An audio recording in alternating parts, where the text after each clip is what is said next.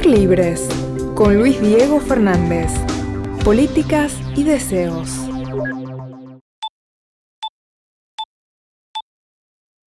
Hola, ¿qué tal? ¿Cómo están?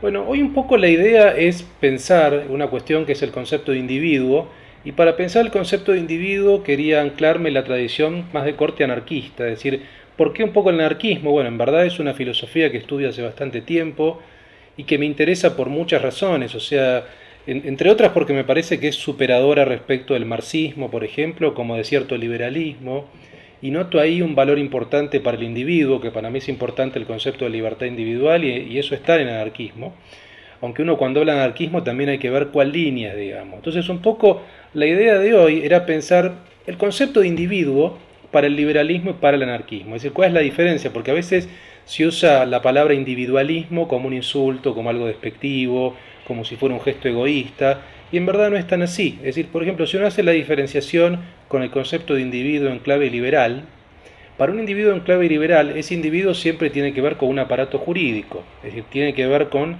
la estructura de la norma, básicamente, ¿no? Entonces, ahí sí lo que tenemos es una lectura de individuo más abstracta, uno podría llamarle, un individuo mucho más como volátil, por así decirlo, y mucho más seriado. Es decir, estamos hablando de una tradición que tiene que ver con el contractualismo, que tiene que ver con el aparato jurídico y demás. Para una tradición más anarquista, el concepto de individuo no tiene que ver con el aparato jurídico, no tiene que ver con la norma, sino tiene que ver con la construcción de la forma de vida, sino tiene que ver con la elección de la forma de vida. Ahí por ahí hay una diferencia que da un filósofo que se llama Onfray, que es un filósofo francés contemporáneo, que él dice que hay una libertad liberal y una libertad libertaria. Una libertad liberal tiene que ver básicamente con una libertad jurídica, una libertad en clave mercantil, también aparece el mercado, y una libertad más libertaria tiene que ver con la posibilidad de elegir la forma de vida. En la tradición anarquista, a grandes rasgos también, hay dos líneas. Una línea que es más anarcocomunista y una línea que es anarcoindividualista.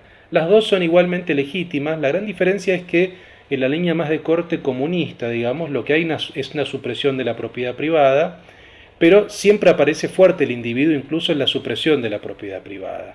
En la línea más de corte individualista, con filósofos como Henry Thoreau, como Max Stirner, como Nietzsche, por ejemplo, el individuo aparece fuerte y la propiedad privada no es tan criticada, es decir, lo que hay es la posesión por parte del trabajador de su propiedad y la posibilidad de intercambiarla, es decir, no hay una crítica al mercado.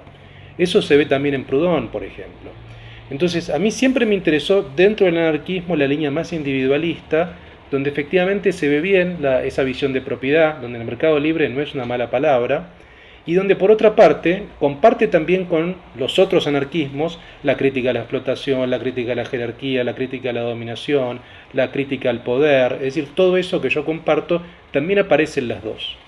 Entonces, me parece que es interesante entender el concepto de individuo en un sentido amplio y no verlo en un sentido despectivo, digamos. Yo creo que una visión fuerte de individualismo es interesante para que cada uno efectivamente pueda desarrollar su potencia individual. Creo que cada uno tiene una potencia individual, creo que cada uno puede actualizar su potencia y puede desarrollarla en el tiempo.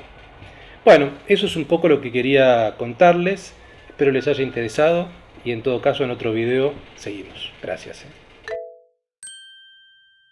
Gobierno de la Provincia de Buenos Aires.